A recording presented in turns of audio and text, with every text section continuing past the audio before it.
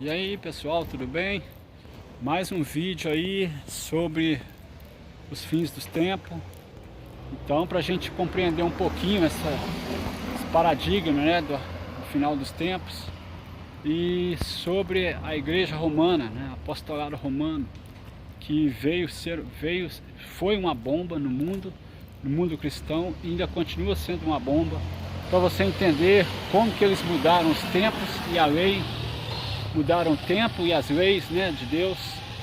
E você vai ficar por dentro nessa série de vídeos que estarei postando aqui sobre o Apocalipse, para você ficar por dentro de quem é a besta, como vai surgir a besta, se ela já surgiu, os anticristos que já surgiram. Então você vai ficar por dentro de tudo isso aqui no canal. E esse vídeo aí, mais um vídeo, o primeiro vídeo da série, para você possa entender o que foi o papado, o que ele representa, o perigo que ele pode causar, está sendo e vai ser para a igreja, para os cristãos autênticos, aqueles cristãos que servem a Jesus. Um grande abraço, fica aí com o vídeo. Tchau, tchau. Às vésperas da morte de Teodósio, o Estado romano pela primeira vez reconheceu a existência de uma instituição cujo poderio superava a força do império, e vários imperadores seguintes confirmaram o mesmo ofício. Então, para completar os rumos dos bons ventos políticos, a Igreja foi a única instituição do Império Ocidental capaz de sobreviver à ocupação germânica, que mencionei anteriormente. Finalmente, em meados do 8º século, em meio a uma grande contenda política, o Papa apresentou um documento chamado Constitutum Donatio Constantini, ou Doação de Constantino. Neste documento, o imperador Constantino havia supostamente passado para o Papa Silvestre I e todos os demais papas os seus títulos, as suas heranças, as suas terras, tudo o que ele possuía. O papado então seria oficialmente herdeiro do imperador Constantino. Embora hoje a maior parte dos historiadores considerem este documento falso, na época ele convenceu, e Roma católica, passou a ser dona de grandes extensões de terra em toda a Itália. Parte dessas terras é hoje o Estado do Vaticano. Estado, aliás, que foi devolvido à Sé Católica por ordem de Mussolini em 1929. Eu disse devolvido porque em 1798 o Papa Pio VI foi preso por ordem de Napoleão Bonaparte e a Igreja perdeu temporariamente os seus títulos de propriedade. Durante o tempo em que esteve com toda a força governando a Europa, afinal todos os demais monarcas temiam o poder da Cúria Romana, o papado infelizmente fez muitos estragos. Estragos estes que coincidem com profecias bíblicas acerca da apostasia e da chegada de um certo anticristo. Esse anticristo é representado em Apocalipse 13 como sendo uma besta fera, isto é, um monstro simbólico que surge do mar. Este poder, de acordo com o apóstolo Paulo, seria revelado em conjunto com a grande apostasia do povo de Deus. Isto está em 2 Tessalonicenses, capítulo 2, verso 3. Como esta é uma palavra pouco usada, deixe-me perguntar, você sabe o que é apostasia? Deixe-me definir o termo. Apostasia é uma palavra grega que vem da mesma raiz de apostasium, e ela quer dizer, segundo o dicionário, separação, divórcio, quebra de acordo. Assim, segundo o apóstolo Paulo, uma grande separação ou quebra de acordo aconteceria no futuro do cristianismo. E junto com isto, viria o anticristo. Você pode encontrar esta definição em várias passagens da Bíblia, como 1 João capítulo 2, verso 18, 1 João capítulo 2, verso 22, 1 João novamente capítulo 4, verso 3 e 2 João capítulo 1, verso 7. Todas essas passagens falam da vinda e da obra do anticristo. Novamente, a palavra anticristo é outro termo grego que significa aquele que opõe a Cristo, usurpando, tomando o lugar de Cristo. Um estudo sistemático da Bíblia e da interpretação mais antiga das profecias apocalípticas mostra que os cristãos primitivos sempre entenderam que este anticristo seria uma união perigosa entre a Igreja e o Império Romano. O que antes era oposto a Cristo, agora usurpa o seu lugar. Esta é a definição de anticristo. Ora, se a Bíblia diz que a rocha é Cristo, e a igreja diz que Pedro é a rocha e os demais papas, você vê aí um exemplo de um homem tomando o lugar do mestre. Isto sim seria uma quebra de acordo conforme aquela profetizada por Paulo. Aliás, não é à toa que no documento de doação de Constantino, que já mencionamos, o Papa ali é chamado de Vicarius Filii Dei, isto é, o substituto do Filho de Deus, aquele que está no lugar do Filho de Deus.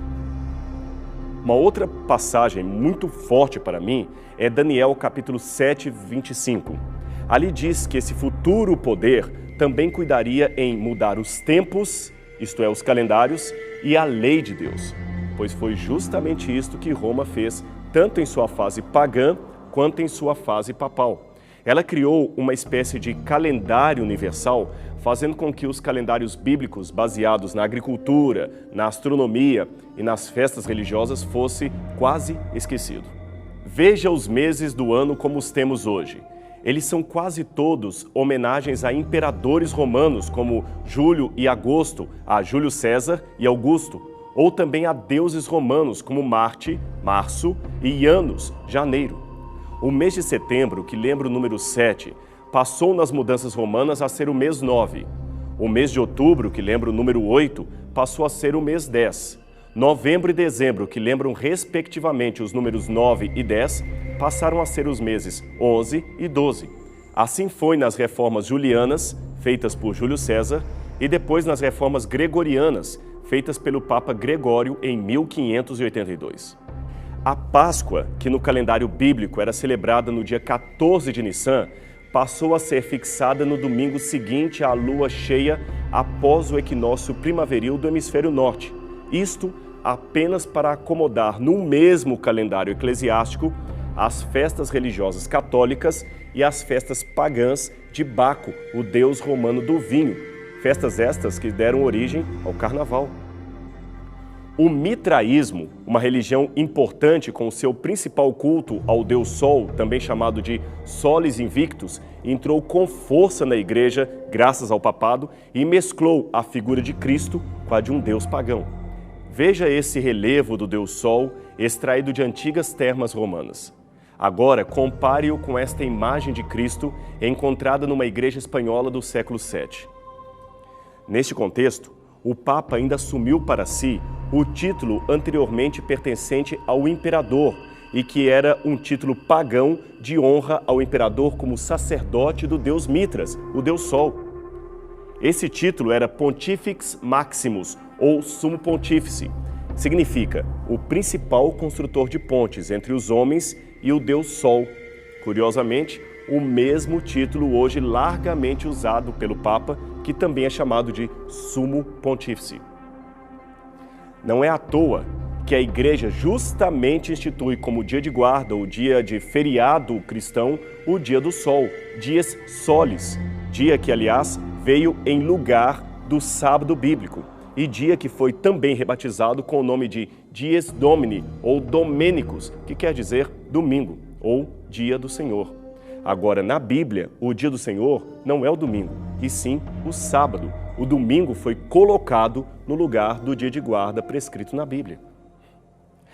Veja novamente esse detalhe. No calendário bíblico, o sábado é chamado de sétimo dia da semana, mas a cultura eclesiástica fez do domingo o sétimo dia. É por isso que, contraditoriamente falando, o domingo encerra o chamado fim de semana. Mas veja que estranho, o dia seguinte é chamado de segunda-feira e não de primeira-feira. Com isso em mente, nós podemos passar para a segunda parte da profecia de Daniel, capítulo 7, verso 25. Afinal de contas, ali diz que esse poder não mudaria apenas os tempos, isto é, os calendários, mas também a lei, isto é, a lei de Deus. Agora, pegue em sua casa uma Bíblia católica, e abra qualquer Bíblia católica, protestante que seja, em Êxodo capítulo 20. Depois tome um catecismo e abra na parte que fala dos 10 mandamentos. Uma vez feito isto, compare os dois textos, da Bíblia e do catecismo. Você se surpreenderá ao ver como a igreja mudou arbitrariamente os 10 mandamentos, isto é, a lei de Deus. Eu poderia ainda falar muito mais coisas sobre o Santo Ofício, as indulgências, a Inquisição, mas eu creio que já dei informações muito fortes para você. Portanto, aqui vão as minhas considerações finais, eu gostaria que você prestasse bastante atenção nelas. Primeiro, não pense que esses assuntos que nós exploramos têm por objetivo endemonizar a pessoa física daquele que é eleito para ocupar o trono papal. De jeito nenhum. Certamente houve papas sinceros, devotos a Deus e papas desonestos, assim como existem também pastores verdadeiros e charlatães usando o mesmo título de pastor. O ponto aqui não é atacar a imagem de uma pessoa, mas expor com fatos históricos, bíblicos e proféticos as discrepâncias teológicas do regime chamado regime papal. E nesse ponto, talvez você se surpreenda com o que eu vou dizer. Não confie prontamente no que eu estou dizendo. Isto mesmo. Essas informações que você recebeu foram dadas com o fim de que você investigue por si mesmo os fatos e conclua a respeito do que está por detrás do maior sistema eclesiástico do mundo, se ele é mesmo um sistema bíblico ou se está cumprindo o papel do anticristo predito na Bíblia. E com relação às pessoas que estão na Igreja Católica, deixe-me dizer que eu mesmo fui católico.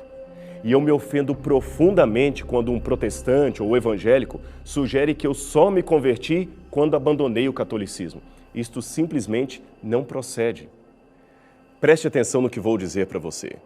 Eu era um católico muito bem convertido, tão convertido como hoje. O que os adventistas fizeram foi apenas dar-me a chance de conhecer verdades acerca do Deus que eu já amava e não sabia. E como eu, certamente há milhares, eu diria milhões de outros sinceros na Igreja Católica. A Igreja de Deus não pode se limitar aos contornos da minha própria religião, isto é, não são apenas os da minha religião que serão salvos. Antes, a Igreja de Deus é formada por sinceros de todos os credos e até por pessoas que não estão em credo algum. Eu tenho muitos amigos católicos cuja sinceridade espiritual eu jamais poderia negar.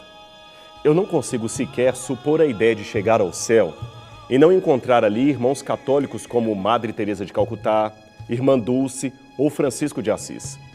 Se esse pessoal tão caridoso e altruísta não foi verdadeiramente cristão, quem é que foi?